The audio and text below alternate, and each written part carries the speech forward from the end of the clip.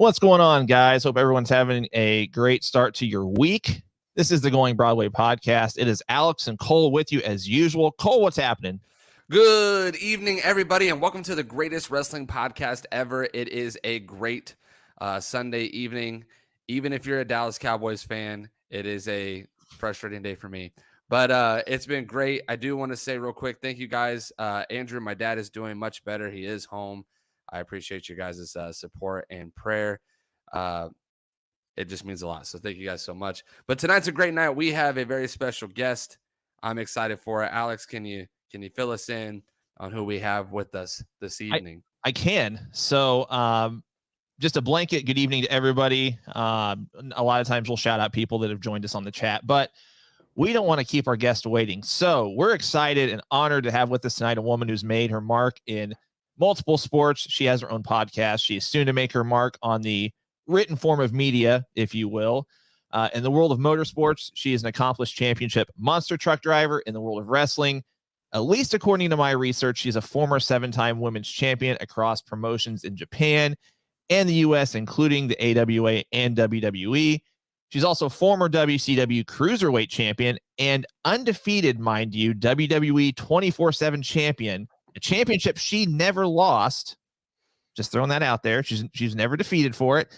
And, of course, WWE Hall of Famer, ladies and gentlemen, you know her as Madusa, Alundra Blayze, but tonight she is the queen of everything. Good evening. Thanks again for joining us. How are you?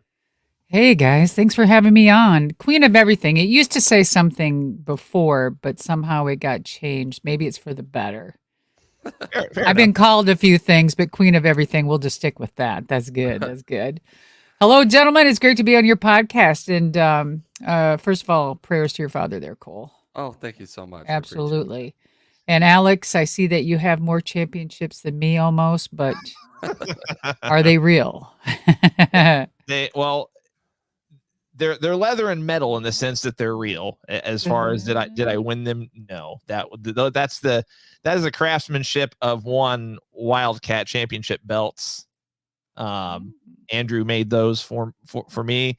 Long story short, so our podcast used to be company backed, so to speak, and I left that company back in August, and I took the podcast with me. I also took the belts with me. So Right. I'm grabbing my toys and I'm leaving my sandbox. exactly. Wow. I'm glad you said leather and metal. I thought you were going to say leather and lace, but to each their own. No. Okay. All right. That's good. That's good. Well, guys, gentlemen, first of all, I want to start off, you said, hey, the greatest wrestling podcast ever. I do have a podcast, but it's not just strictly wrestling podcast. So I will let yours go as, as one of the greatest. Okay. Oh, yes. And secondly, too bad for Dallas, man. They just, whatever. I'm wearing my skull scarf. Skull Vikings. Let me tell you, they are, I think they're a good team this year, and everything takes formation. It takes time to plan and build and bring things together, and different managers. And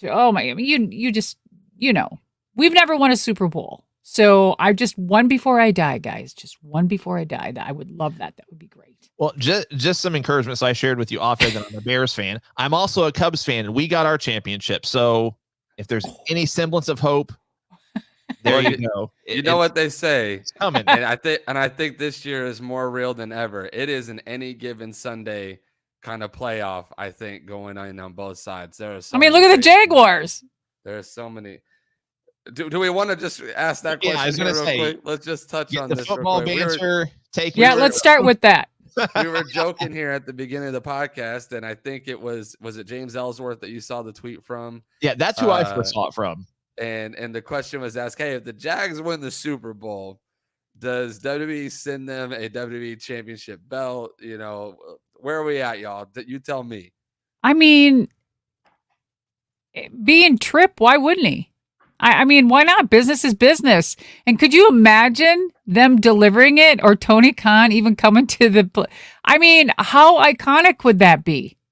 That might be the start of all speculation that Tony Khan is the one buying the company. I mean, just imagine the picture. I was about to say the uncomfortable picture of holding the belt together. Yeah.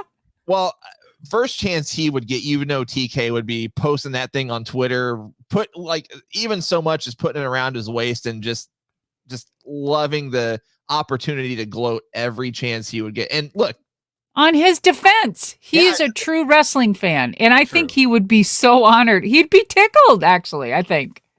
Why wouldn't he? The real troll would be if Tony Khan sends an AEW themed Jaguars belt to WWE. That could be funny. Mm-hmm. I mean, look, I know we rip on TK on our podcast every so often, but I mean, he is living his best life right now. Yes, you got to give it to him. I'm not gonna rip on him for having fun. No, guys, that's what this life is about. We have one life, one chance, guys, and there's a lot of things in this world that are bad, and there's so much controversy in this world about everything from A to Z, and then we have pro wrestling, and then there's always controversy in that, right? And so, at the end of the day, I mean, just to be happy and just experience things and just see someone happy and just watch them in their glory is just so. I mean, it's just. You can only imagine what he must feel like, right? I mean, he's on top of the world with two things going. People can say and do what they want, but the man is a workhorse as well. I mean, so is Vinnie Mac, man. I mean, Vinnie is like no other. He's untouchable. And as far as I'm concerned, WWE will always be the cream of the pro wrestling. For sure. Yeah. Yes, you can't. It's untouchable. It's like a great oak tree with so many roots, and it's just all over the place. It's incredible. Yeah, I mean, here's how I look at TK. It's not any different than, let's say, Cole or myself had, wealthy parents, and we just decided, hey, Dad, can I start a wrestling company? And he says, sure. That's pretty much the equivalent. And so neither Cole or myself would pass on doing that. So, I mean, why hate on him? Look at the opportunities he's creating for everybody. He has definitely got the wrestling world talking. So that it trickles down to all of us to be able to have a job on another thing that we call like this hobby of ours, podcasting. We're talking about it. Exactly. Yeah, for sure. 100%. So real quick, guys, if you're new to our podcast, if you've not checked us out before, I always preface by saying anytime we have a guest on, we're not a dirt sheet podcast. We're not, we're not trying to stir up any kind of drama. We just, any guest we have on, we just want to talk with them about their career, share stories, really just hang out and chat. That's really all we're aiming to do at this point. So if you're looking for dirt, if you're looking for drama, we're not the podcast for you. So anyway, hey, we might agree to disagree or whatever, but that's what makes good conversation. Well, I mean, if you want to share dirt, absolutely go for it. That's not our aim. That's just not my gimmick, man. I've never thrown anybody under the bus for 5 seconds of, fame. I mean, my experiences are my experiences, and it's my take what I've experienced from it. So absolutely, it's the thing is if you happen to be around it and in it, oops, it's my life story. I mean, you can, since we're on my life story, I just finished a book. I've been writing this book for probably almost 30 something years. And I went to publish it probably 3 times and it wasn't the right time. Mm-hmm. Something else was happening in my life, or, oh my God, all of a sudden I started driving monster trucks. Wait, I got to wait to write about that too. I can't just, So, I mean, it was just an ongoing process. And so finally I was approached by the publishing company and they're like, Deuce, you need to drop your book now. And I'm like, why? Why now? And I thought, how perfect during a pandemic, get to sit around for a year and a half and write my book. And it was so, I mean, with everything else going on, I've learned so much, and it dug deep. And if you go back in like all of my interviews throughout my whole career, like 40 years of entertainment, I mean, gosh, I could have birthed both of you probably. But I'm just saying that's how long I've been in and how old I am. But I just, being in this business so long, there's so much, I don't even know where to start. You have so much to put in a book, but you can't put it all in there. So you try to dissect the pivotal moments, the motivation, the inspiring, you try to give a story that not just people will relate to, but that will also help soothe the soul and tell an amazing story. My story is quite different. It's not a book to throw anybody under the bus. It's a beautiful story that will motivate you, that'll make you cry, laugh, piss you off, and then have you come back around happy again. And it'll make you really be proud of, how people think and how you choose things in life, where you're at in life because of your decisions. Maybe because of the decisions that you chose to, like the people you chose to be in your life or the environment that you have. So a lot of adversities, tragedies to triumphs. So I'm very excited. I'm very nervous. I'm excited and scared, but it's a good thing. Oh, it really absolutely. is. When your life is out there, it's out there. Well, let's talk about that just a little bit more. So your book is, we like to kind of start from, a lot of podcasts like to go from the past to the now. We like to start from the now, kind of work And our just way. dive in, really. Work our way back here. So you have a book coming out. I want to get the title right. It is The Woman Who Would Be King, the Medusa story. And that's scheduled to be released sometime in late March. Yes, as far right as before WrestleMania. Ooh, look at that. Get you Perfect timing how that worked. The red carpet up there to do some book signings. So The Woman Who Would Be King is a title that has been thought about for the last year and a half. And I called one of my best friends, dear friends in the business, Paul. And I, speaking to him, talking to him, and it's just like, hey, he'll do the forward. And I'm like, what? Oh my gosh. So Paul Heyman, and dear friend, he did the forward of the book, and he goes, Deuce, do you have a title for it? I said, there's a couple that we've been throwing around. I just said, but nothing's sticking. He said, The Woman Who Would Be King. I said, what? That's excellent. And that's how we got the title. That's awesome. Yes. I love that. That's such a cool story. I usually clip some of these interviews. I can't wait to clip that so I can just put this little part out there for the world. Paul is a genius. That's a genius title. We could literally take the entire. We could probably take 2 or 3 weeks worth of podcast just sharing Paul Heyman stories about. Yes. That's an entire. Who doesn't have a Paul Heyman story? That's an entire different soapbox. But anyway, Cole, go ahead.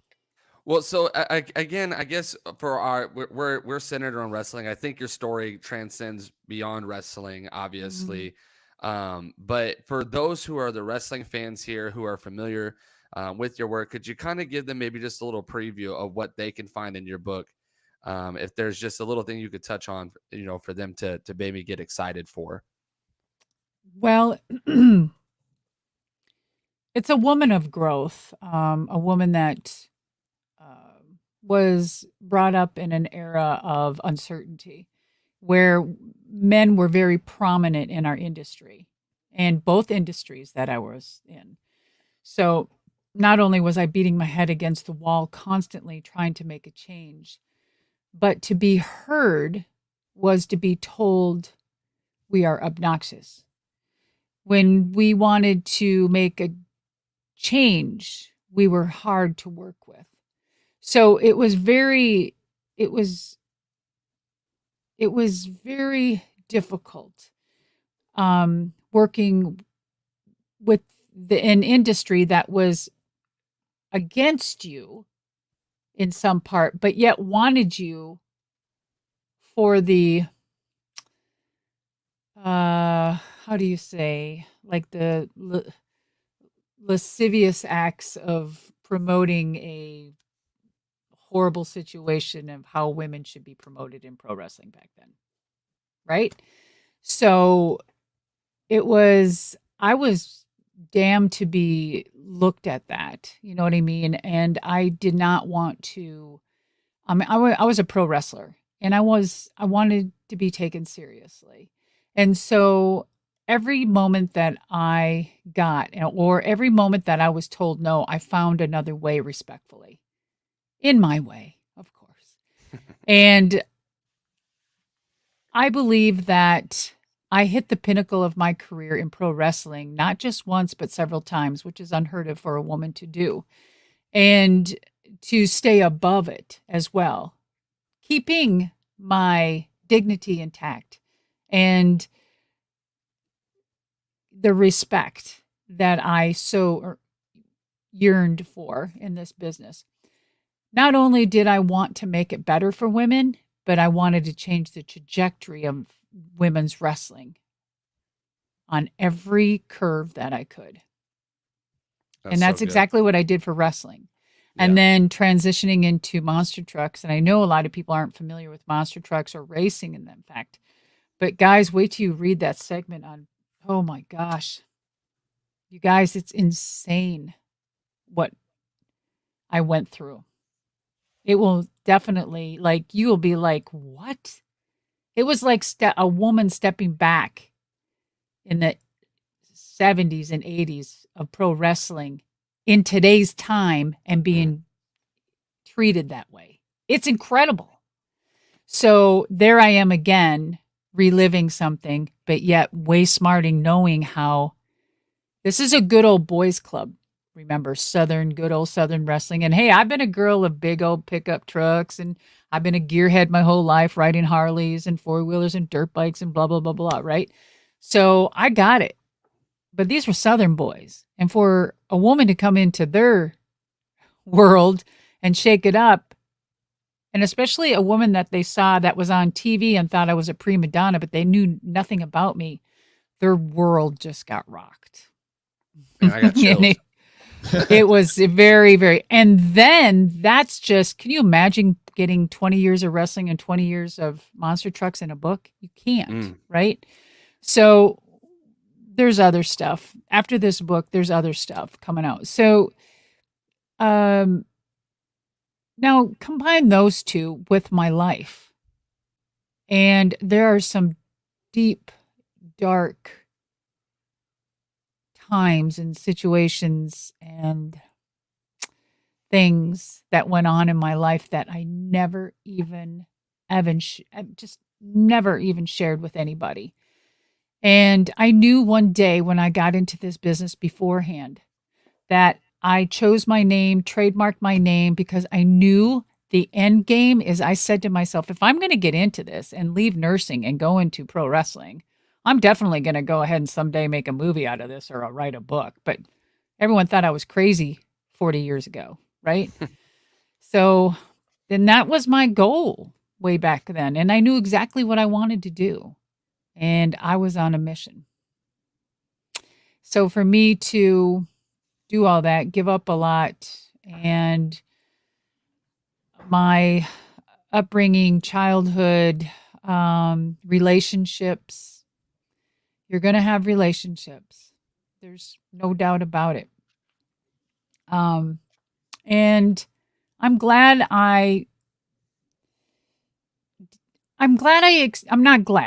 I'm humbled by a lot of it, and I've definitely learned by it. And now I'm in a place in life where I have a choice to do and say who I speak to, who I want my life, and where I want to be. That's so good. I love it. I earned it. So you touched on it as far as anytime someone writes a book, it requires, that doesn't require, but a lot of times you have to put yourself out there. You have to be vulnerable. Vulnerable. I guess at what point did you decide, hey, I'm going to go through with this. I'm going to write this book. I'm going to become an author. Was there a single pinpoint moment when you decided, okay, I'm doing this? To finally sit down and say, okay, I'm going to write this and do this. I thought,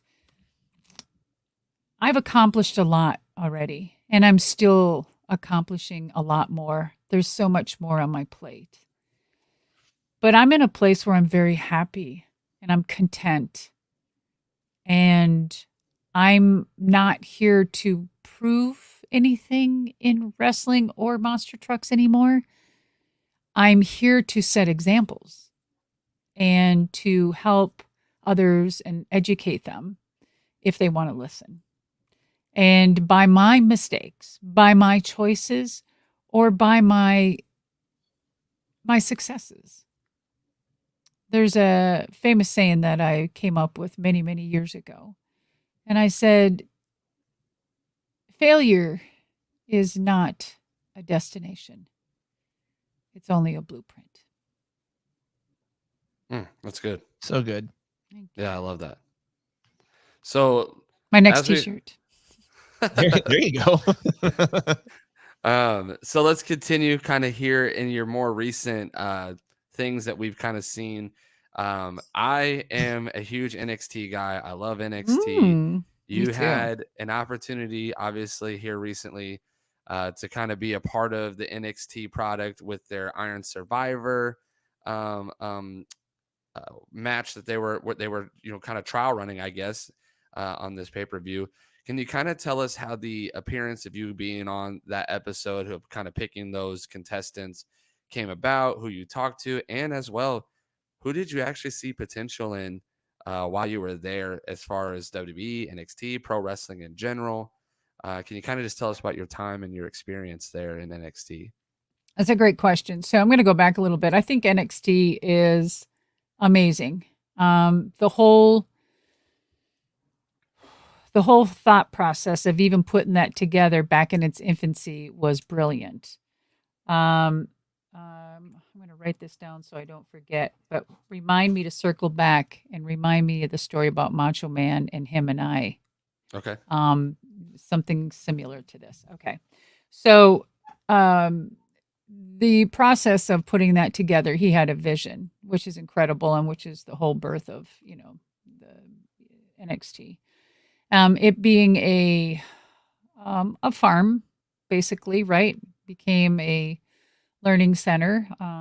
And what a better, who thought of that to scout, look for great talent that want to be a pro, they want to be a pro wrestler, to train to be a pro wrestler, and then get paid for it? What? Who does that?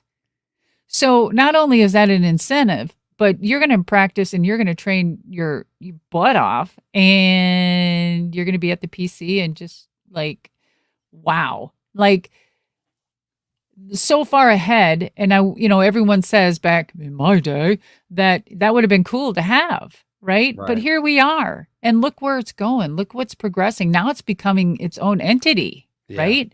And you're going to see a lot more out of NXT this year and next year. There's going to be I think there's going to be more programming, big time, guys. Keep your eyes out. Yeah.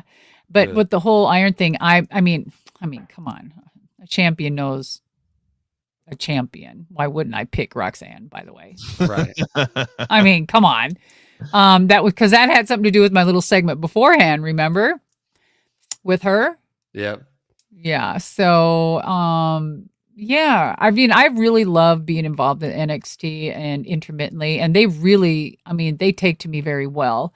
I just think it's cool. Sean, he has a great mind. I think he's the best thing that happened over there to NXT. So Tripp can, go do his thing and figure out what he's doing, in the multiple just confusion of, the WWE and the transitions that they've been doing and going through. So, what a better person to take over. So, and he's got a mind. Oh my God, he's got a mind like an elephant. Like they're so good. So good. So when they asked me to do that, not once or twice or three times, whatever, of course, absolutely. Anything with the NXT, I would definitely be involved with. Now, there was a big chant going over there, for me to become GM, but I don't know. I think they're past that a little bit. But I think with Regal coming back, you never know. Right.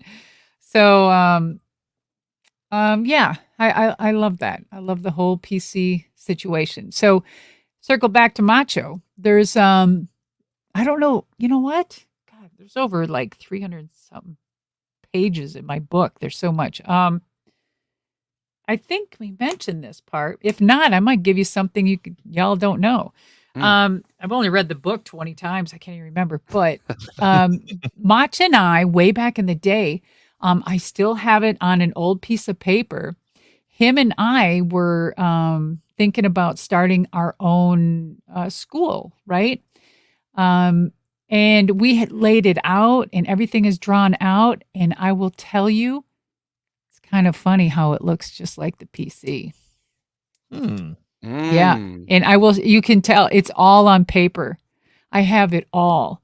And so the reason why I say I can't tell you what's coming out next, probably next year or so. But it's going to be pretty cool. And my book says a lot. And then the other thing is going to prove a lot. So you wait. It's so freaking cool. So what was the time frame on that? Like early 90s, late 90s? Yeah, after when I got back from Japan, I think. When I moved to Florida.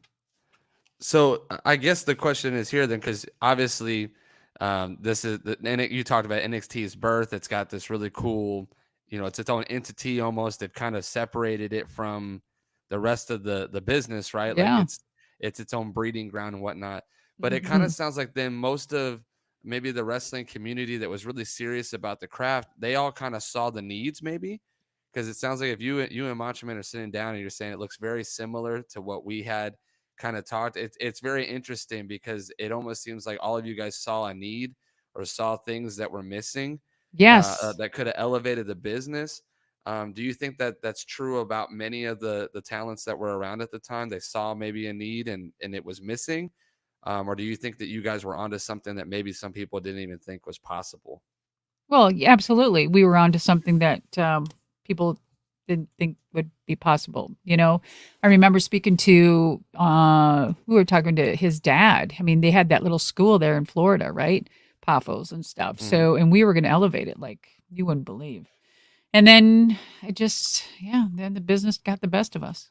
Yeah, so I mean, cool, I'm talking about it was double decker and it had the floor just like the PC and the weight room and I mean, that's so cool though. Yep. I kept all of that. That's crazy, right? I'm like mind blown. I kind of want to see the diagram. I can't even tell you what I'm doing, but I've told you too much already. But just wait another year and a half or whatever. Patient. Wait till you see what's coming out. Yeah. I'll be patient. But now I'm like, I got to see what her and Macho Man wrote down. Like now it's like, now I'm like envisioning it in my head.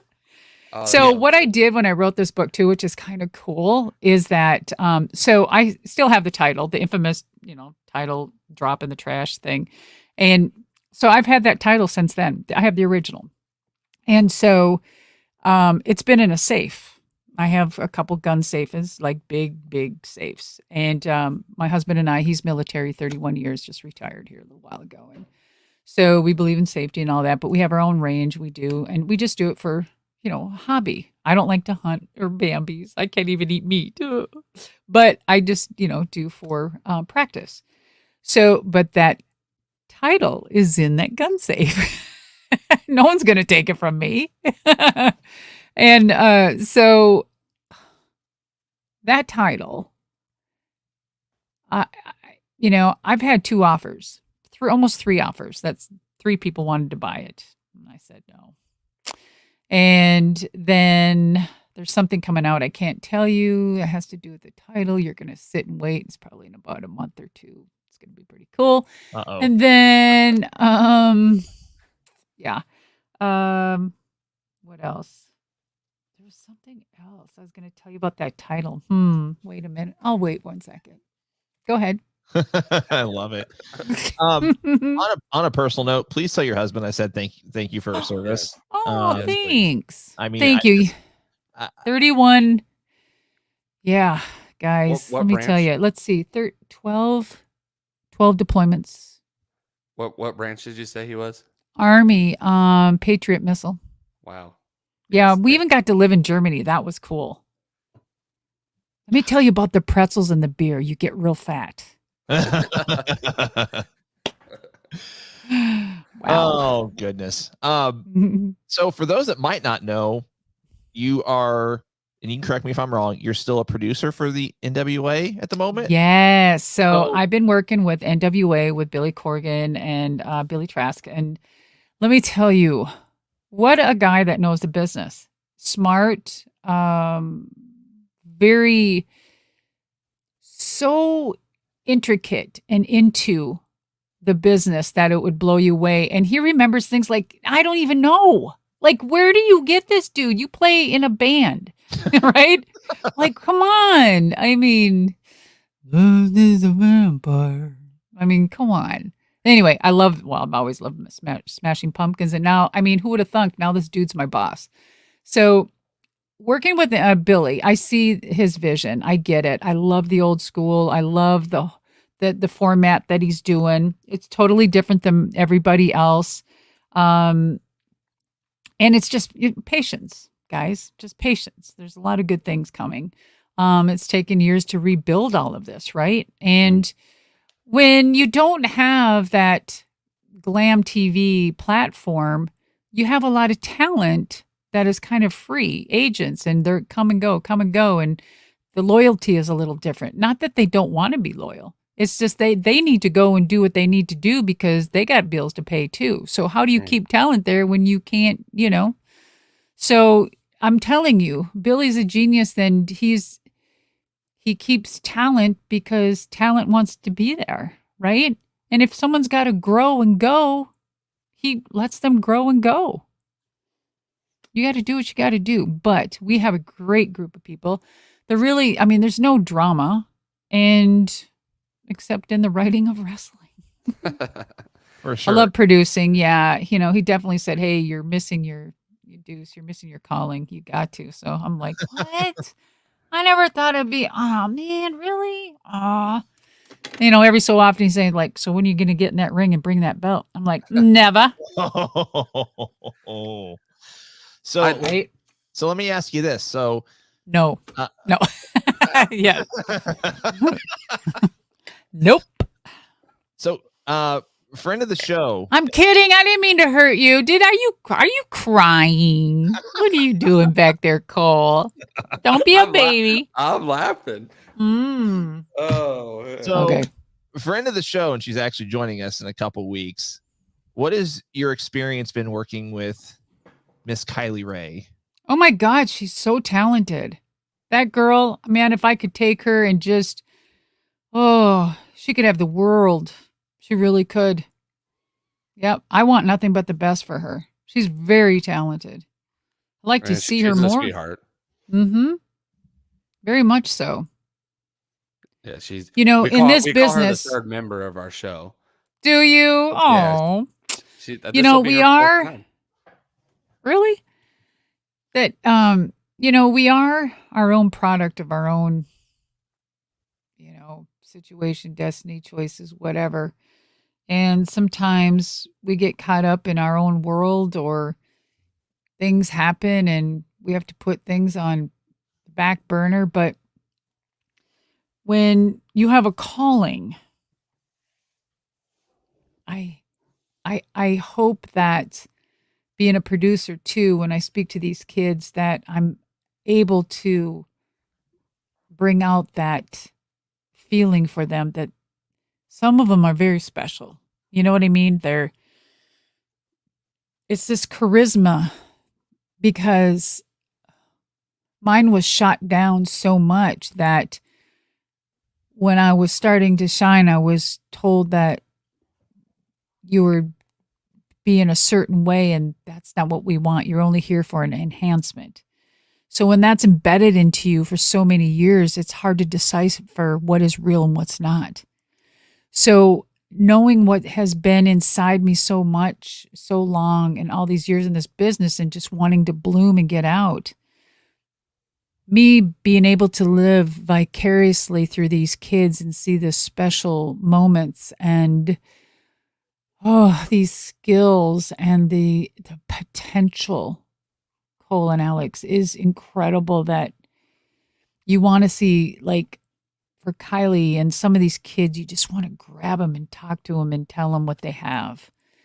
But charisma, and those are the ones that I do spend extra time with, is that if they have it, you spend that time with them because you can't buy charisma. You can't teach it. You can't give it or lend it. But every single one of us has a little bit of charisma because that's called personality. But then you dig deeper in that, and what is that personality? And then you grow from that. And that's the birth and the beauty of trying to find that out in that person, right? That's so good. Well, I think we want to talk about some of your career because no, just kidding. I'll keep telling you. Now we want to see where the producing shut down side, left and right, Cole. What are we gonna do? Just kidding. We want to talk about how you get to this producing mindset. Where did the experience come from? And so I have my notes here. Let me read them here. So it looks like you started training, and it looks like about 1984. Ended up in AWA. For the first few years of your career, you became AWA Women's Champion fairly early on. And then hold on, stop there. But before that, I was doing independence for a few years with Eddie Sharkey before AWA. Yeah, that's, bars and those what are those halls? VFWs. VFW halls. And gosh, did that for about 3 to 5 years without getting paid. Oh, wow. There you go. It's in my book. Insider. You won't believe it. Oh my God. Yes. You also were the first woman to win PWT's Rookie of the Year in 1988. So the question here is, can you tell us how you got into the business, who trained you, and what made you want to stay in an environment that was very male-centric? You kind of talked about this earlier. Very toxic. Maybe, that toxic male-centric environment. Okay. So, being an only child growing up, and not having really didn't have parent figures, learn from, to gravitate to ask questions and to grow. I was a product of the environment. And for some reason, whatever, I had my first job at Arby's when I was 14 years old, making $1.30 an hour. And I basically left everything and worked really hard, lived on my own, got my apartment, lied about my age, and just knew that I needed to get out away from where I was because it was so toxic.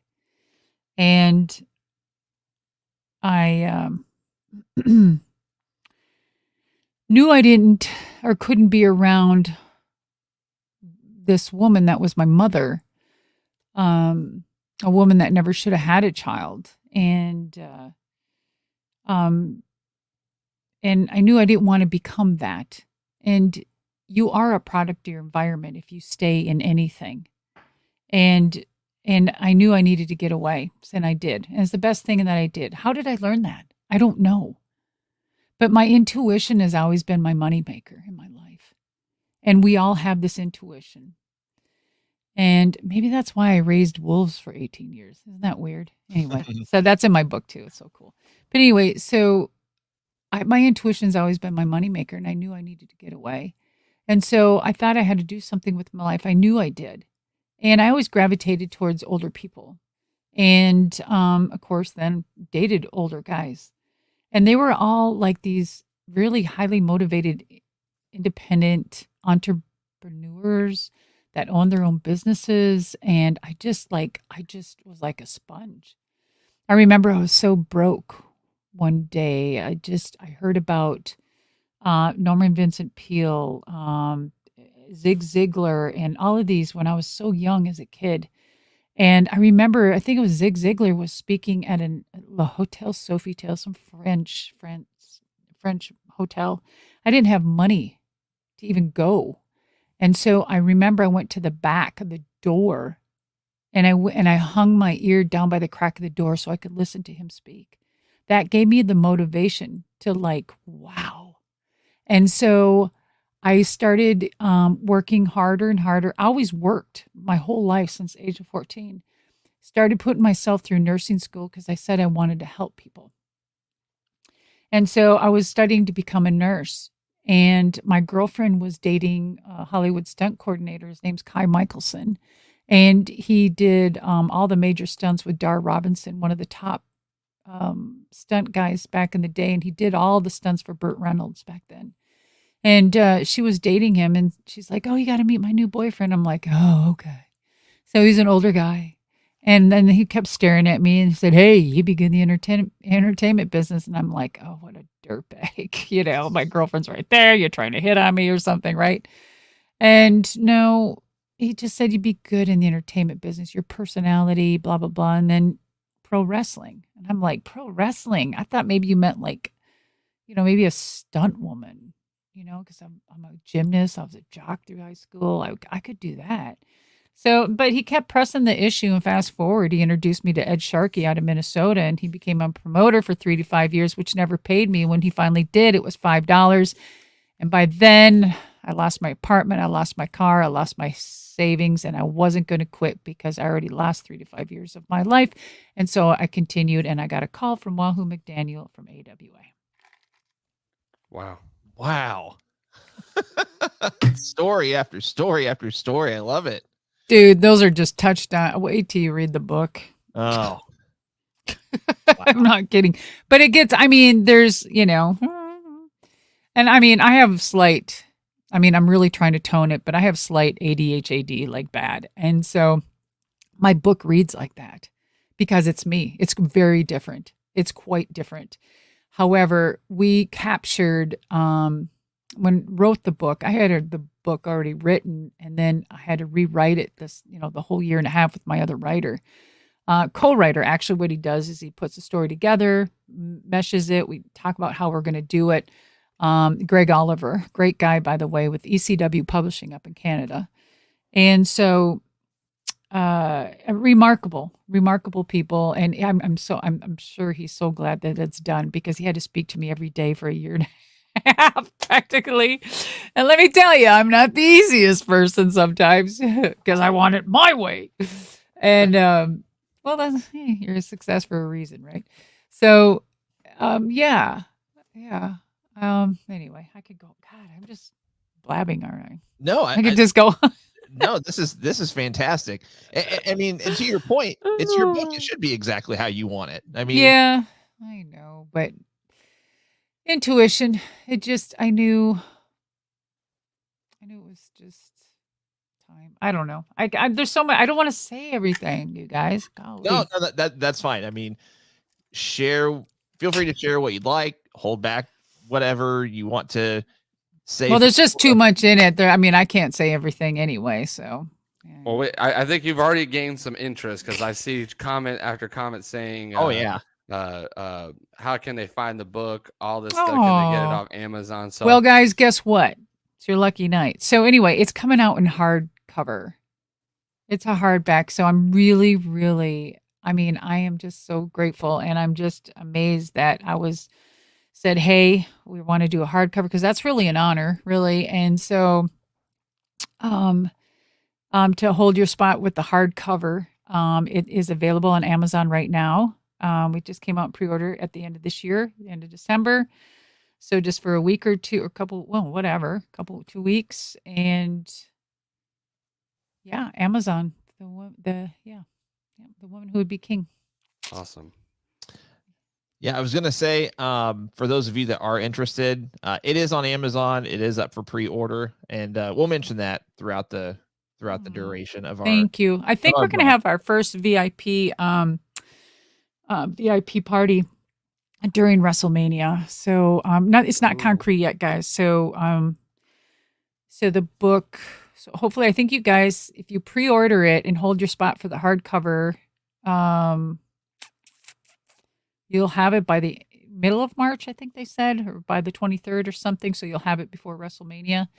And then I'm pretty sure don't worry, it'll be announced on all my socials that, if I'm going to be out there, when, and the time and day that I'll be signing the book. So good stuff.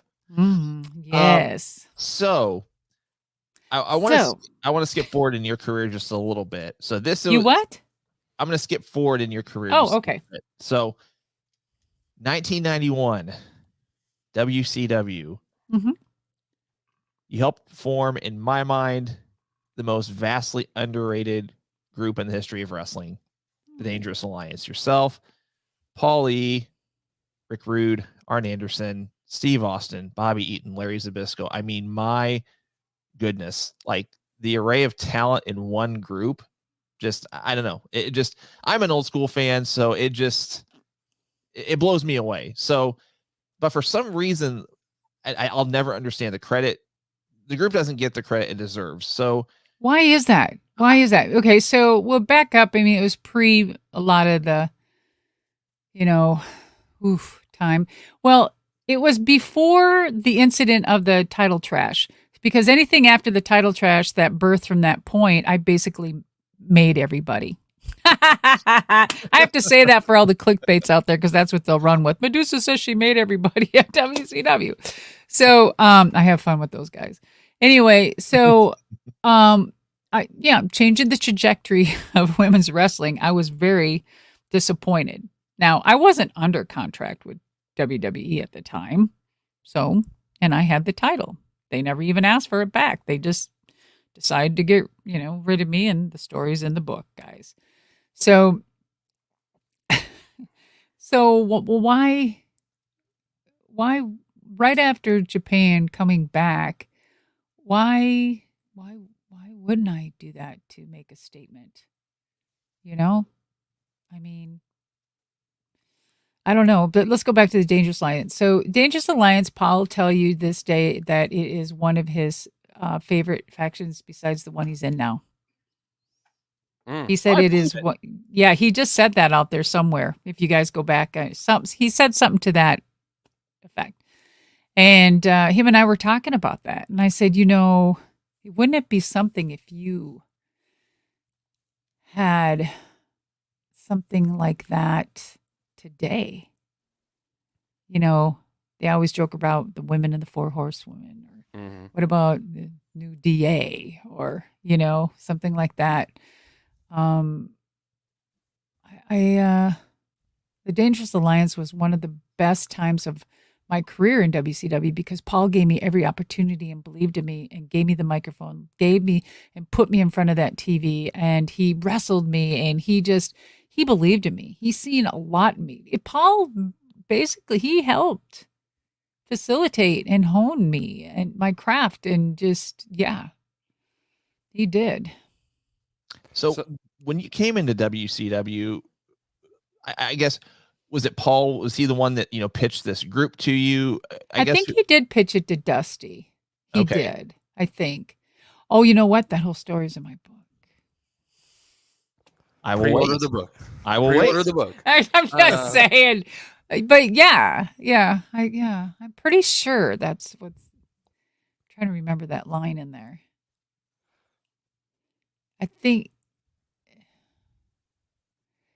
it was him and Dusty. Yeah. Mm-hmm. Well, let me piggyback off this question for a second, because you bring up a good point, and I think this gets talked about a lot in the wrestling world. Why do you think that in the current product, maybe it's the W or the pro wrestling fans, or maybe it's a little bit of both, but why do you think everybody's so determined to recreate like the four horsemen or the four horsewomen or the next NWO, or reforming the NWO, or the Dangerous Alliance, or any of the, why? I mean, they were such great factions for their time, but do you think that people are still like stuck in the past because they can't believe that there's, you look at the bloodline right now in WWE, they've done a great job at building that up to be special, and it took years. It took years to build Roman. So what's your thoughts? Rome wasn't built in a day. Yes. What of these of people wanting, because you even hear it in AEW, like they talked about the potential four horsemen, the new four horsemen and stuff. I just don't know if you could. I always said this on our show. I don't know if there are four people right now that are in wrestling that could recreate the four horsemen to do it in a way that is so that's honoring them still, and makes it special. It almost feels like you're watering down something that was so great. I don't think you can ever recreate. You can always reenact, but I don't know if you can recreate. That's good. Right? Yeah. You always can reenact, but not recreate. And especially when you can create soup by ingredient, but you can't, you know what I mean? So Yeah. I believe that those are moments that will always be that, how do you say, that moment, that time of grace that will never, uh, that will never get back, but those are the good memories of those intermittent times that are so, people go back and amazingly just they relish in, or they want to go back and just relive that. And it's kind of like music, going back to the 80s, my time, going back to live in the 80s, the big hair rock and roll time, and and them trying to come back and redo their bands and stuff like that. You go back and you relive it and you feel good. And it's kind of like having, the Four Horsemen come back, and they can't bump like they used to. They can't run the ropes like they can. I don't know if I want to see all of that. I want to remember them the way they were at that time, at the pinnacle of their career. And same with the DA. Now, I believe the DA needs to go into the Hall of Fame. Agreed. I mean, why not? Why not? I mean, Paul's not there yet. Paul will be in there, no problem. But I mean, Bobby Eaton he deserves to be in the Hall of Fame. You know what I mean? And the DA, I'm hands down. We're all Hall of Famers already except Paul. Let's start the Bobby. hashtag. Start the hashtag. DA for Hall of Fame. Darn straight. Have they made those decisions yet? Is it too? I'm sure. Late? Yeah, I'm sure. Yeah. By now, I was already called for my Hall of Fame by January 5th, I think. Yeah. Oh, there it is. Well, so I love to ask this question because I had an opportunity to be in Japan for a couple weeks in my life, and it's a beautiful place. So tell us about your time in Japan, why you left AWA, and what made you want to stay in Japan. Because I got to see the cherry blossoms, I got to eat some of the cuisine, I got to tour it a little bit, and it's a great place. So I'm interested to hear. What's your nationality? I'm United States. I do Christian hip hop. I traveled. I've done that for 10 years, and I had the opportunity to go over there for 2 weeks and do some shows. I was actually in Okinawa doing stuff with the military base. Great military place. Mm-hmm. So I had that awesome opportunity, and it was an experience I'll never forget. So yes, we've been blessed. I mean, that was a great place. I think I was over there scuba diving. Yep, I can't remember where I went, but it was. We went for a little bit, and it was a blast. It is. Okay, so Japan, my heart will always be in Japan. That's my second home. I love it. I'm planning, my husband and I are planning to go in 2024, 25. So it'll be a great trip. So when I knew that getting into wrestling back then, I did my diligence and I said, let me check this wrestling stuff out. So I knew that to be taken serious, I'm like, God, look at this stuff on VHS tapes back then. So I had to look on VHS tapes and watch Japanese wrestling. And I'm like, that's what I want to do. That's where I'm going. This is before I even put a foot in the ring, even practicing. And this is when I chose a name and had it trademarked before I even wrestled. And I saw these VHS tapes and I said, that's what I'm going to do. I am an athlete. And I can do that. So I said, if I'm going to get in this, that's my goal. Not even knowing really that I was going to get my butt handed to me because they beat the crap out of you, right? It's like, oh my gosh. And so, I was, that's what I did. So that was my goal. And then I was getting into AWA. And I think it was George Napolitano, the Japanese, was trying to get a hold of me because Chigusa was making a tour. And then they wanted to get a hold of me and, say, hey, Chigusa's coming and, we want to wrestle or whatever. It's all in my book. And this whole part is pretty fascinating, by the way, this story. I'm not kidding. And so, And then I went to Japan, and actually the first American ever to have a contract for 3 years and stay there.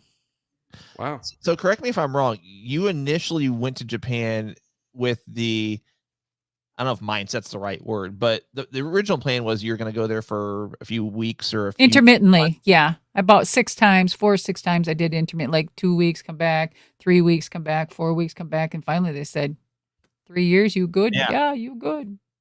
Handshake. What a change. Dude, let me tell you, I had nothing here. Nothing was holding me back. Like, I didn't have anything. I just packed up and left. I didn't even have culture shock. I had more of a culture shock coming back to the States than I did going over there. And the reason is because I learned a lot about America and American people and us and, just loud and, demanding and boisterous. And, Yeah. Wow. Yeah, it was. There's a few, I don't even think these stories are in there, but one experience, I call it the Northwest experience. I don't know if that's in there or not. It's a pretty cool experience. If not, if you guys read the book and remember the Northwest experience, and if it's not in there, I'll tell you the story on another time on a podcast because it's pretty cool. And I learned a lot about that. Was my first ride over to Japan, was on Northwest because I was living in Minnesota. I'm originally from Minnesota. And I had this incident. And it woke me up like really quick with the Japanese culture. Mm. Yeah. Yeah, I had my couple spats over there. These weren't spats. This was like learning my place real quick. Right. Silently with the Japanese. I learned. Yeah. It's pretty incredible. I think everyone has this impression that it's not going to be that crazy of a difference of culture. And then you get over there and you realize it's a whole different world. I mean, it is. It is. It is from the size of the bed to the room to the food to the money to the people to the. Yeah. Well, you said the money. I took a tour down. They had the Cherry Blossom Festival going on while I was there, and we took a tour down there. So we're looking at all the trees, and I get approached by a lady there, and she asked if we wanted joy or peace, and so I said, I'm new. I want to participate in the culture. So I'm like, give me some peace. How about that? And so she said, okay. She hands me this bracelet, and I have this bracelet in my hand. And then she sticks out her hand, and she wanted money. And so I said, okay, not a problem. So I reach in my pocket. This is my first day there, and I pull out all the change in my pocket, and you know where this is about to go. All the change is dollars in the U.S. So I think it's what 1, 5, and 10 is all in change. So I gave $56 to this lady in change, and found out later on that it was in donation to the Buddhist temple. And my gosh! And the wristband broke the same day. So I had no peace, no joy. I gave away and I was broke, and I had a broken wristband in the first day that I was there. And that's when I was like, yeah, things are different here. Oh my gosh, that's cute though. Oh, you kidding? I adapted very well, like instantly. I didn't have any problems at all. Learned the language, started writing, reading. Yeah, hell, they even had me singing in Japanese in between my wrestling matches. Wow. What was that? Wow. Yeah. Mimi o shumashite gura. Yeah, that's part of my song. I can't tell you. Okay. That just says, hey, my name is, hey, come whisper in my ear. I'm about to tell you a story and whatever. Yeah. She's a songstress too. Songstress. No, I can't sing. I can't even sing in the shower. My husband's like, shush. Keep it in the shower. Oh man. I know it. I don't know. I've had an amazing, blessed, grateful career. And it was I was good to wrestling. Wrestling wasn't good to me. But I loved what I did. And I hoped that I changed a lot for today's women. I hope I paved the way and encouraged others or changed the trajectory. And I know I've been a part of a industry that I've made better, because today, for the first time, We have women that have $1 million contracts. Today, it took this long. And I mean, heck, I don't even think, I can't tell you, but you guys are going to be shocked. Yeah. I'm excited for this book. Well, I'm not just trying to hype it up, but I mean, guys, it's just, what do you,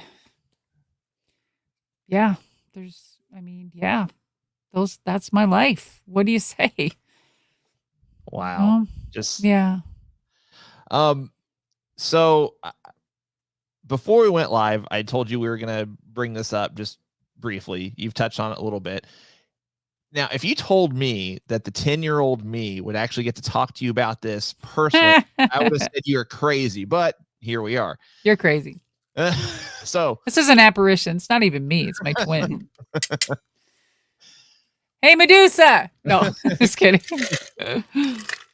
1995, the belt in the trash can. So WWF, they're having financial issues at the time. They released you. You show up on Nitro. Mm-hmm. The belt goes in the garbage. Now, even 10-year-old me knew that, wow, this made for great TV, but I know you've gone on to say it's something you regretted doing. Well, I regretted doing only because I felt sorry for the other people that drank the Kool-Aid because they didn't understand or took the time to even ask. My own colleagues drank the Kool-Aid. Mm-hmm. Yeah.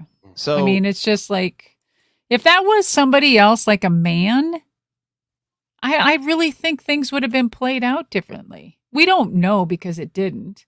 But I'm telling you, because of the environment and the corruption and the,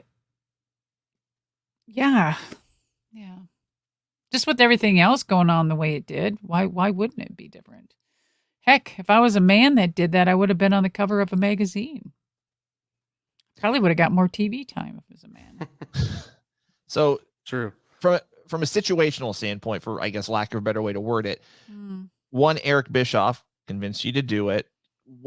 I guess how'd that conversation go? Was it just from what I've read, he had to convince you to do it, but did he actually convince you, or did he just say?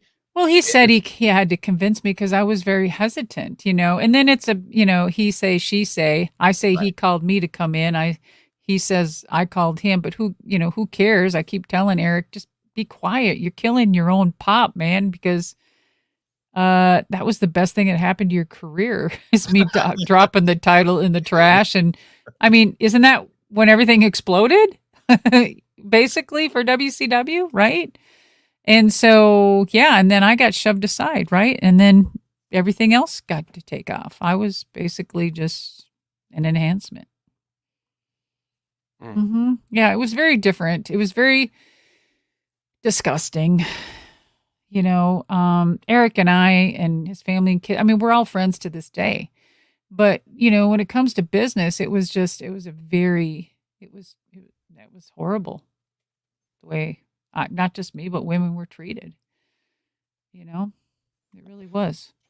Well, speaking of that, we have kind of our list of questions, but we try to leave time here at the end for some viewer questions. So I'm going to skip ahead to one because you're kind of leaning towards that with the WCW stuff. You were kind of there when it was on its last leg. It's kind of at the tail end of the WCW era. What you're in the cruiserweight picture at this point. You're doing things with the championship. Tell us just a little bit about that ending part of WCW. What that was like. Obviously, you're talking about the treatment of the women's division specifically. Well, I was I'm sorry, I didn't mean to talk over you, but I was very disgusted the way the women were going because I was told there was going to be a women's division, a women's title. I never received the women's title. Right? Someone else did, Akita, which my colleague, which I was glad to, wrestle her for or say it was my last match because I already told them that I am not going to sign my contract because I got word beforehand that Vince was going to buy it. And I'm like, I am not signing another contract or even say I'm going to because then my name would be in there, roll over, and he would get it in the buyout. I worked too hard for this name. I trademark it. I'm not handing it to nobody. So, hey, It's not my first rodeo. And so, I mean, hey, these men I've been around my whole life. I know how they think, sleep, eat, everything. I know their game, right? So I was always one step ahead of them silently. And so I knew the game. So that was it. I was out and I didn't want to be a part of that because I just didn't like the way women, I mean, wrestling, pouring bras and panties and barbecue sauce. What is that? What is that, guys? That's just why. Now I get the attitude area, but I'm so glad I wasn't involved. I would have never survived in that. I wouldn't have. I just would have been gone as well. I mean, I'll work too darn hard to be prancing around in that crap and pulling off clothes. Why? What does that say about the men in charge that allowed that to happen? Right. Let's talk about that. Why doesn't any of those guys talk about who they were then? Why did they choose that?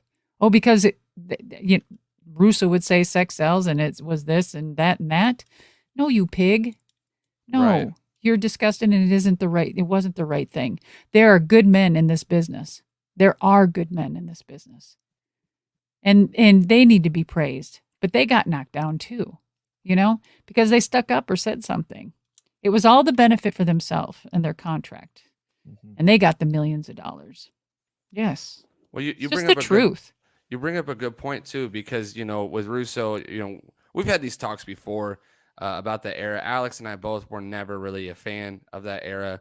I was a kid during that time. My parents wouldn't let me watch. That was shocking. I bet your parents wouldn't even let you watch it. My parents, we got turned off from being able to watch that product. But why was let's just run with the motto sex sells. Why was it such a one-sided market though? You know what I mean? Like when you talk about that market, it's like, oh, okay, but you're only men's soap opera. Right. You're okay. I want to see men in their Speedos or their tighty whities. Why isn't that? Right. Why wasn't that a thing? The one that's always been my question, is that when I hear that statement, I'm like, okay, if you're gonna make that make sense to me, why is it all a one-sided market though? Why is because the Eric Bischoffs and the Vince Russos and whoever else would tell you, well, no one wanted to see men in that. They wanted to see the women. Okay. Right. Okay. I'm just whatever. I love that you bring that up, because you bring up such a great conversation that I think it's healthy. I'm not trying to beat them down or throw them. It's just that's what it was happening then, and it was disgusting.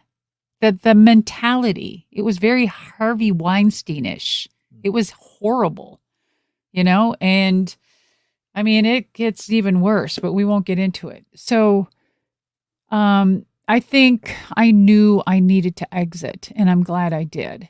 And because it was very unhealthy.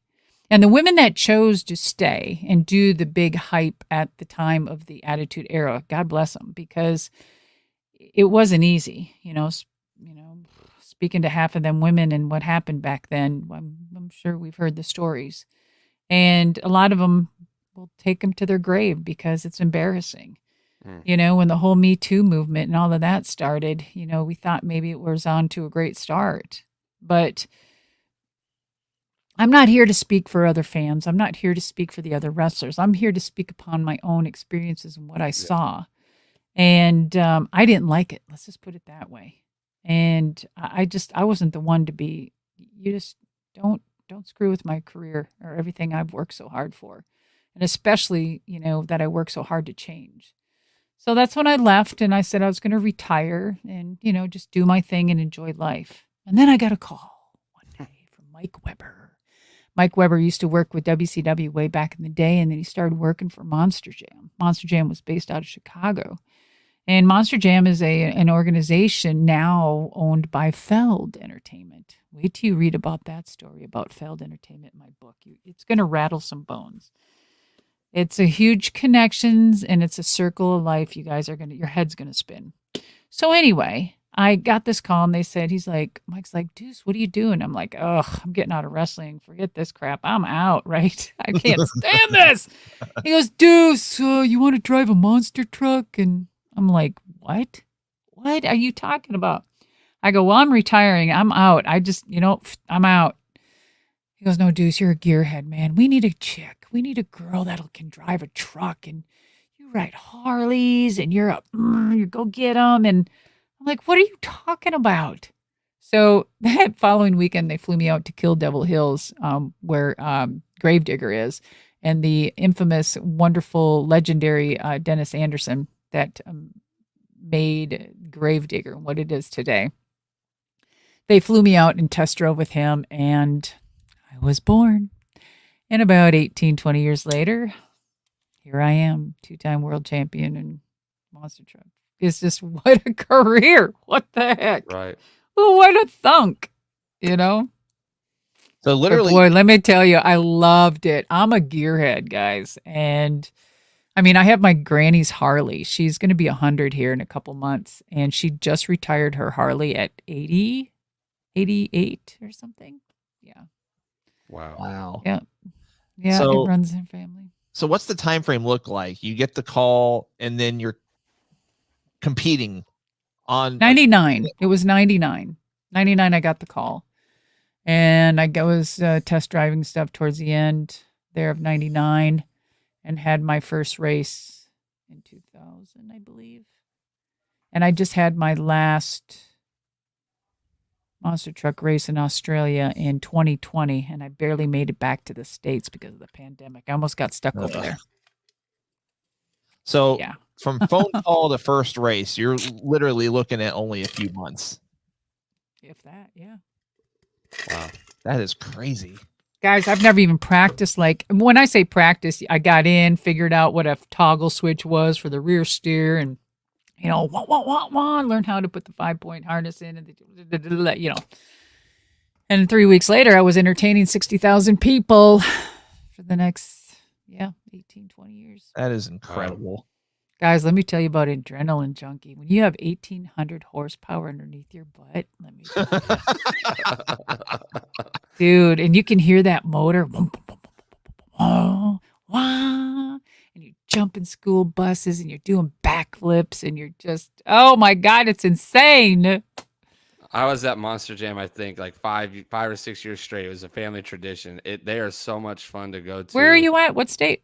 So we're really close to St. Louis. We're Illinois. Oh my God, we'd go there all the time. Yeah, we're Illinois side, but St. Louis is like our major city near us. So like 20 minutes.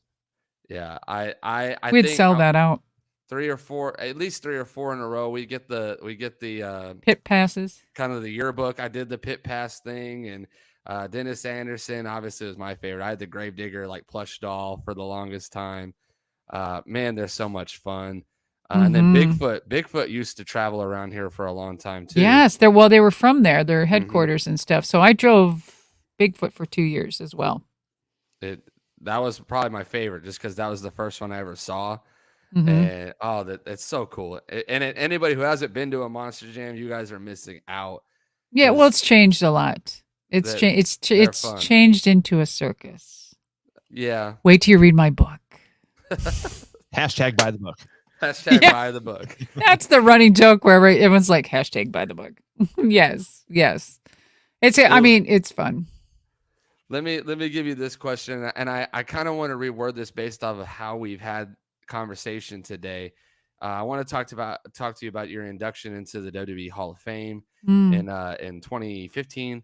It was announced that you would be inducted into the WWE Hall of Fame. Of course, I'd like to know who kind of delivered the news to you and what your reaction was. But also, I'd just kind of like to know, you talk about some of the stuff you went through, and you want to know a lot. We haven't scratched the surface yet, because your book is gonna dive deep. But do you feel like you've gotten your respect as a woman in this business now that, so many years later, the Hall of Fame induction, the way things have changed? Do you feel like respect is actually coming into play for more women, including yourself? Or do you think this is just kind of the beginning of the road and we still have a long journey to go? I'd like to give a platform for this conversation.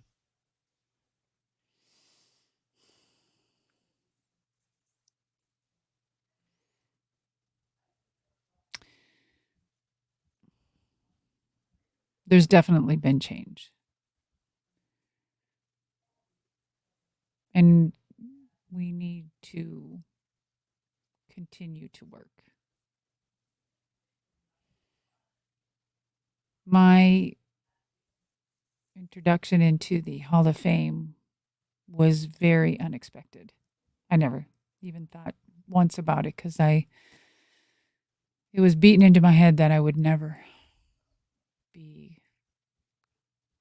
asked back. So when that did happen, I was taken by surprise. I can't tell you much because the whole story's in the book and it will ruin it. It's just beautiful. Yeah. And it was an incredible experience. However, I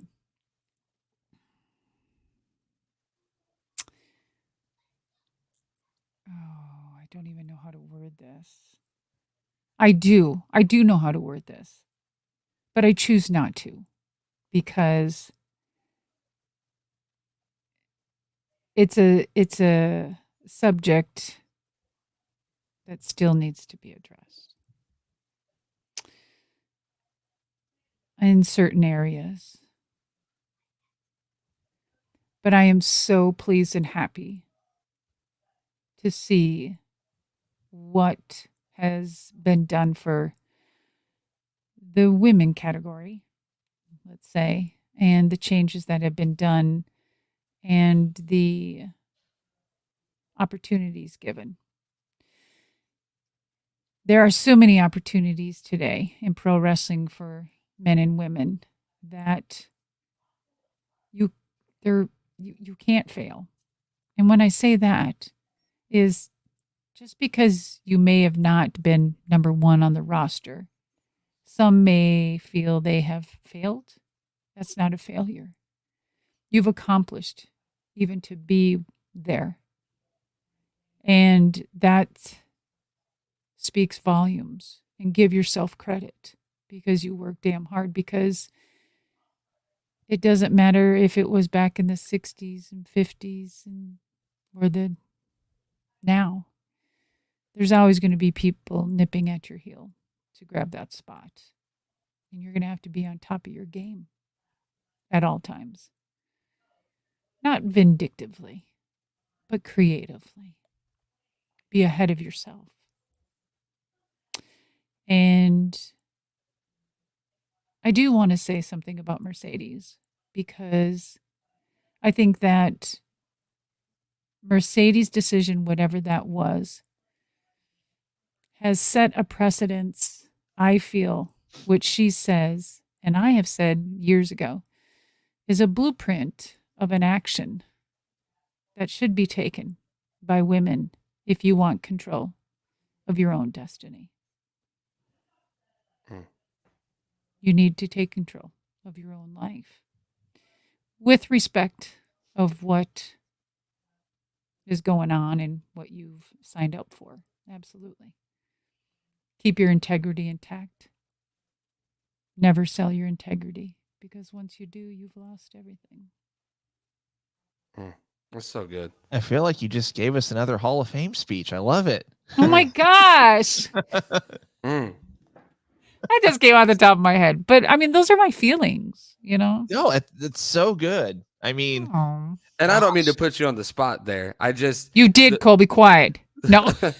The way that this conversation is going, we really do. I respect everything that you've done in the business and what you've brought to the table tonight. Wait till you see what's coming. Just to speak on it and to talk about the elephant in the room, like they're not been even. It's not the same. The same opportunities haven't been there. And then it's still not today. And right. I'll be able to discuss that. You'll understand why. But you look at your career, and I'll say this: you never took no for an answer. No, sir. You know, and I respect that, because you did, whether you realize it or not, you open a door for so many women in more than one category. We're not even just talking about wrestling anymore. Now we're just talking about it's like everything. And I can just tell you talk about all these little things, raising wolves for 18 years. And it sounds like everything that you put your hand to, you're like, I'm determined and I'm going to go get it. And it really does show that if you have determination and that, like, I'm not going to quit, I'm not going to give up, that you really can get and do what you want to do in life. And I really respect that about your story. I'm a youth pastor, and I have a lot of girls in my youth group. And so to have role models out there that are like, no, look, like you can't be stopped. You You can't be can told. overcome. Yeah, You can. it's so powerful, your story. And Thank does. you. It makes me want to read your book even more. There Because, are, just warning, there's language in the book. of course. However, it's emotional Mm. language. So there's that. I can't hide emotions. So It's good. I just want to thank you so much for being vulnerable, and especially in your book, because tonight, we're just scratching the surface, but it sounds like you've been very vulnerable. You've been very willing to share your experiences, and it really means a lot to this community, to Alex and I, that you would grace us with that and you trust too. us with Thank that. you. So thank you. Oh, you guys are great. And thank you what you do for the kids. That's Oh, thank you. amazing. I appreciate that. Yes, I used to be a big fan of the girls club, boys club, and work with them. And I used to work with special needs children back in the day. I remember that with the special needs children, when I first started nursing, it really captured me. And there were so many deaf children that were special needs. And so I went off and just learned sign language. And because I wanted to communicate with them better. And so I'll never forget that. I don't know what made me think of that. I think it's the pastor that was there and stuff. So anyway. Love it. Absolutely love it. So good. I've already, for what it's worth, I've already penciled you in for another spot later, like once the book is out, and then we can recap in a few months or down the road. But okay. Right. I mean, there's so much more we could talk about. We do want this is a good wrap. I mean, this is good. Yeah, for sure. But before we transition to a few questions from our viewers, please once again tell everyone where they can find you on social media, where they can buy your book, and when. I know you have a Twitch channel, future appearance dates, anything and everything you might want to share. Okay, so it's pretty easy. Madusa, Madusa, made in the USA, baby. And I mean, that's on all my socials. But the main thing, you just pay attention to my website. Everything will be on there, from tours to the book tour to public speaking. I do a lot of, it's called Kick, Wrestle, and Roll. I go to elementary and high schools and I speak to children about motivation, overcoming. So there'll be a lot of good things on the website. So keep your eyes on there. And then again, The Woman Who Would Be King is available now in pre-order on Amazon. Awesome. And guys, this is not going to be a slouch read. I know you alluded to it. It's over 300 pages. So it is. Set aside some time. Grab some tea, and some hot tea, and just sit back and find a moment and just come relive with me and just experience, and just no judging. Just, come join the road with me. Well, like Alex said, guys, we are getting ready to get into just a couple questions. That's right. Fan questions here. And just want to remind you guys that we do our questions based off of our Patreon page that we have here that helps support the show. You can become a Patreon member as simple as $5 a month. That just helps us do what we do on a weekly. So consider becoming a Patreon member. We do have a few guests coming up. Like we mentioned earlier in the show, actually, we have Kylie Ray coming up later on this month. But we do have current NWA champion Tyrus on this Thursday for a special. Oh my gosh, tell him I said hello, champ. And I'll see him at work. We will. We'll tell him. So we do have Tyrus that's going to be on. I don't want to mess this up. Let me make sure I read this. He'll be on this Thursday. We have Kylie Ray joining us at the end of the month. We do have Brian Blair from the Killer Bees that'll be on with us this month. Or early in February as well. And if you'd like your question read on air, you do get first dibs, go to our Patreon members. So just want to remind you that anything else will be scrolling across the screen as far as all of our social medias. You can follow, like, subscribe on all of those. They do help. They are great to support. And if you missed any part of this interview, we will be clipping it and posting different parts of the interview on all of our socials. So join us for that. as always. So Alex, I will give the floor to you. You have the fan questions here for her. I do have the questions. Let's jump in. One more plug as far as our Patreon goes. We do have 2 more unannounced guests that we have posted on our Patreon that have confirmed that we are hosting in late February and early March. So if you want the early scoop on that, that is also something that is on our Patreon if you are so inclined to support the show. All right. Let's see. Like I said, we're just going to take a few questions. First one comes from David Tilley. Are there any modern day females you would love a match with today and think you could make money with?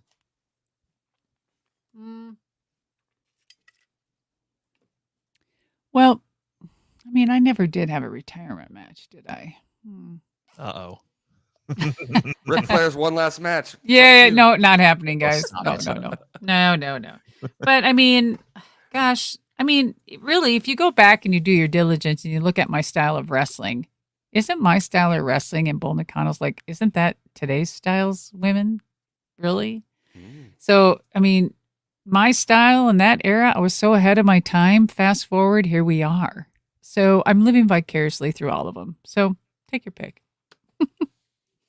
Insert female talent and you'll have your match. Yeah. Let's see. So we know the story also from David Tilley. He says, we know the story behind the name Madusa, but how did the name Alundra Blayze come about? Hashtag it's in my book. Okay. Love the answer. The hashtag has been created. You guys did it. Let's see. Thomas Russell asks, which did you have more fun doing, monster trucks or wrestling? Oh my gosh, you guys, that is a great question. I get asked that a lot, but when you think about it, I mean, I used to beat people up and then the truck beat me up. So karma. No, just kidding. Guys, I don't know. I mean, when you think about it, wrestling it's sports entertainment. It's acting. It's not real. It's just all about your acting and delivering and whatever. So, and then monster trucks, I mean, before the company was sold to Feld, it was legit racing. So, I mean, I got to be competitive with all those years captured inside me of being stifled. I got to now experience real competition. So, and it was really good for this girl from nowhere to come in and win a world championship only 4 years into her career. And then her 5th year beating Dennis Anderson in the racing world final. So, yeah. Love it. Stacy Hernacki asks, if you could relive one match that you had, what would it be and why? Well, I mean, I don't know about reliving because we spoke about reenacting and reliving, and I don't know if I'd ever want to because you can't capture those moments again. You know what I mean? Because I wouldn't want to because those are my memories. But I love going back and looking at the videos. That's what I would do, and that's what I do.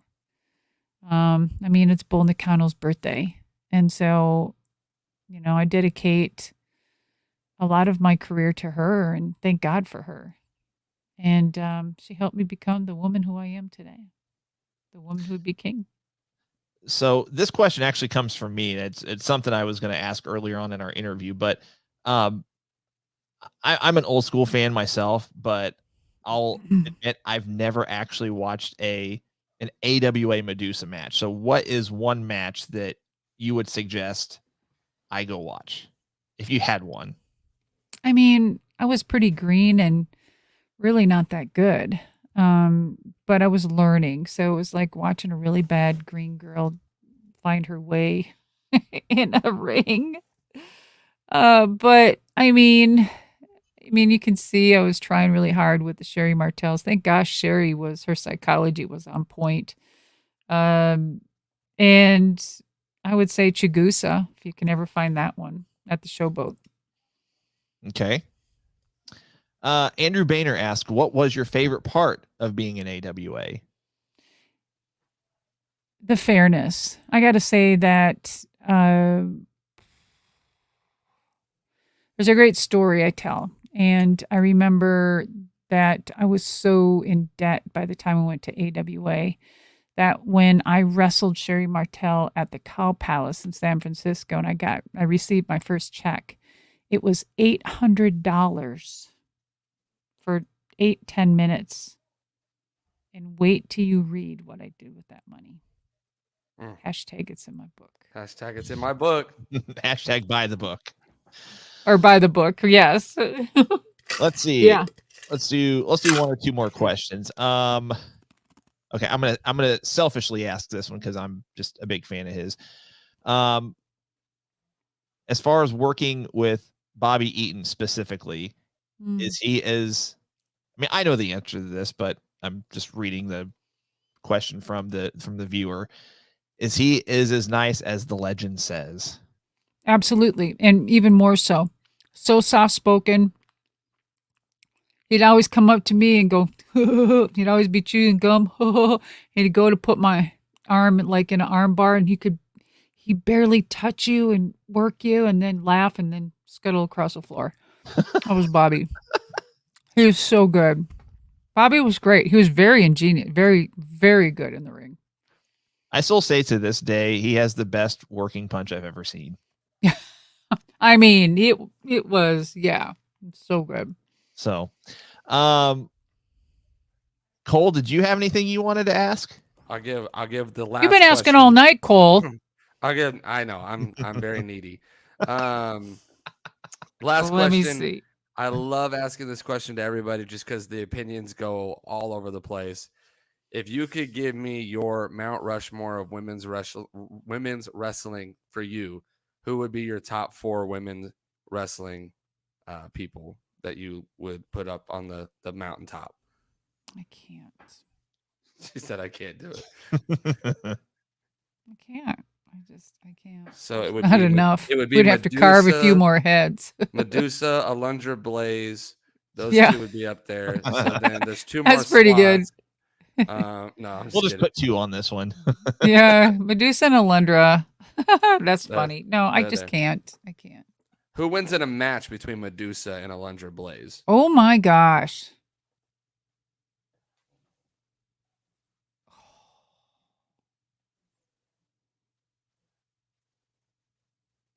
I'd say Madusa. All right, there you guys go. Okay, you heard it here. So this might be the answer. It might be the same answer, but when you were wrestling, was it more fun to be a heel or a face? Or which did you prefer? Maybe I should phrase it that way. Well, I just did me, really. I just did me, and I think what you seen came out was due to the bookers of the match. I don't know. Was the booking committee? I don't know.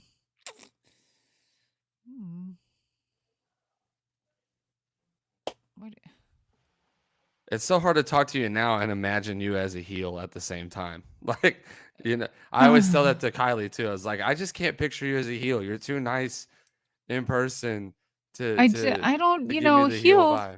Yeah, the standard heel thing you get to buy with stuff. You don't have to sign autographs, move, get away, right? That's the punk easy way to get out, right? No pun intended with the name punk. Ooh. So, I mean, you want to sell merchandise, be a heel, or it doesn't matter. There are some very clever, great baby faces that have gotten over selling, merch and whatnot. So I truly believe it depends on the craft of the person and how well-rounded you are. And yeah, what I really like though, going back watching the Alundra Blayze, is that was real audience cheering. It wasn't a dub. Right. You know what I mean? Right. You know how they added people nowadays or whatever? It's like, yeah, I was like, wow. Those are really people screaming, yelling, and cheering and standing up. That's awesome. I love it. Well, guys, that's gonna just about do it. We want to be respectful. And that's a wrap. That is a wrap. We want to be respectful of your time and other commitments you might have. But thank you once again for joining us tonight. We really appreciate it. Had so much fun. Again, we have to have you back on in a few months, or just as your schedule will allow. I know, I got it, guys. So after you order the book, you get the book, give you time, think about it, cogitate on a few things, do whatever, and then later down towards the fall, we'll talk about the book and the chapters, and and you can go back and you can watch this one again, and you'll be like, okay, we did speak about this, a little bit about the book. So now can you emphasize, or can we go back in time? And and I can be more clear about a few things. Good stuff. Well, again, thank you so much once again. You're so welcome. And we'll get back up. And in the fall. Hashtag buy the book. Hashtag buy the book, indeed. You guys, it's been a pleasure. And I wish you both well. And your father, Cole. I'll be praying. Thank you so much. I appreciate You bet. that. Thank you, guys. Thank you. Pleasure. Good luck. Much success. All right. Bye-bye. Oh my gosh. That was so much fun. So much fun. I mean, just the stories. I mean, I wasn't even expecting half of that. And what's ironic is she didn't even tell us everything. I mean, she had a way of telling us things without telling us anything, and it's so much fun. But I think what I love the most is when we get guests on. I think this is what makes people special for us. Like when you get a Kylie or you get an Alundra / Madusa on the show, is that you get somebody who they have a message. They're very clear. They're not here to, what's funny is she plugged her book, but she didn't sell you her book. She just told you who she was. She told you her story. And that's what makes you want to read more. And for someone who didn't grow up on Alundra Blayze or Madusa, I wasn't around in that time to appreciate what she brought to the business, on air at that moment, to hear just all the stuff that she went through and how she still overcame. It's such an inspiring story. And I'm super excited. One, I'm excited to get to clip this interview and to get to post some of these up for some people who didn't get to see all of it or any of it. But number two, I'm excited to have her back on so we can go back through the book and talk through some of these things that you can clearly tell she's passionate about. That's part of her story. It's very inspirational.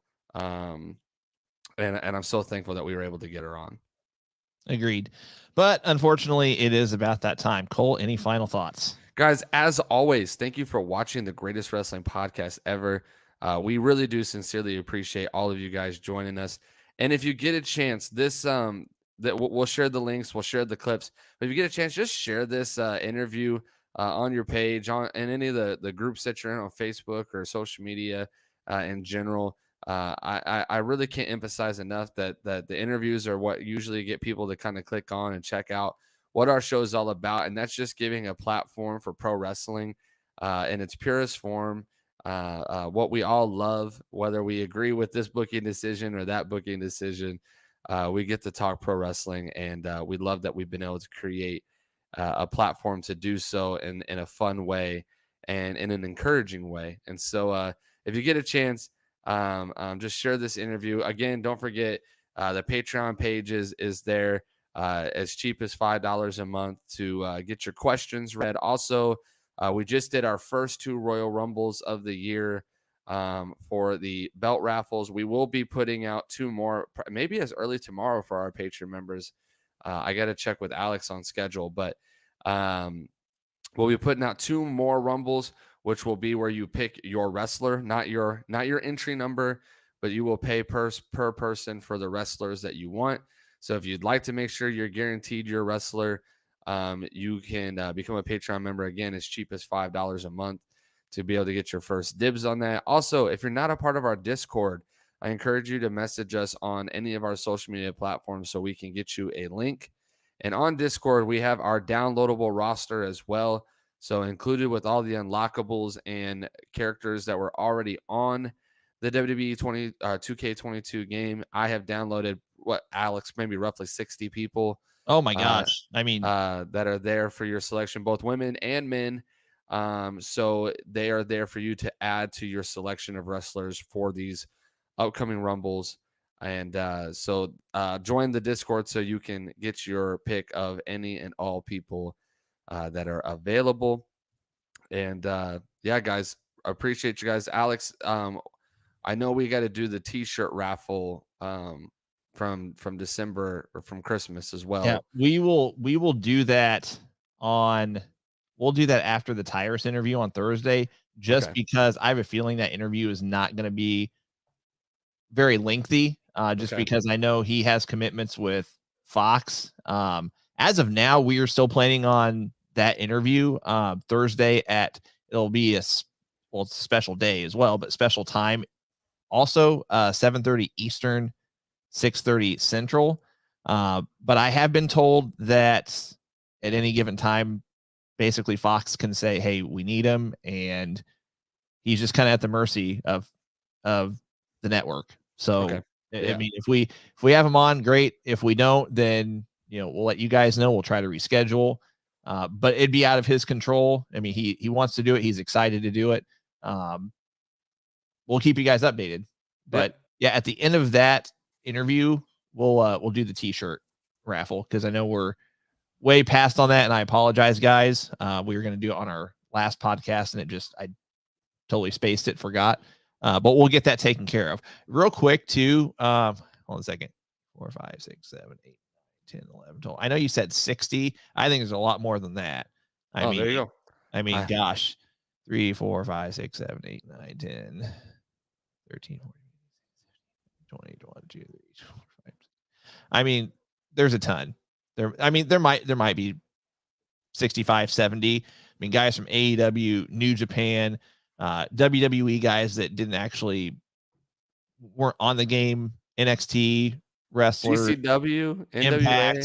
Yeah. Impact. There. I tried to grab any. I think I was 2 names short. I think I told you of the ones that I for sure wanted to get. Kylie Ray, unfortunately, is one of them. I searched so hard. Still have. If you find her, let me know. Because I have searched far and wide and can't seem to find her. And I believe Takashi from New Japan was the other one that I couldn't find. So, or I found it, but his thing was damaged and I couldn't download him. So, but guys, yeah, again, we have all these guests coming up. Follow all of our social medias to stay up to date on all of the guests. Just because we're not running a promotion, go get yourself some Going Broadway Podcast tees on Pro Wrestling Tees. They are comfy. You will like them, I promise. So check us out on there. All of that supports the show.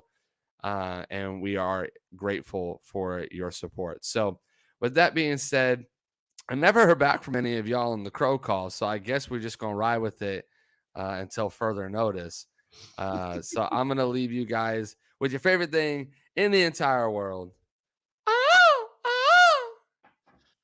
I toyed back and forth with doing the woo or the $1 million laugh, and I think I'm just going to withhold for tonight, guys, just because it's in the book. It's in the book. Yeah, exactly. No, I'm not writing a book, but yeah, just the voice is pretty well shot at this point.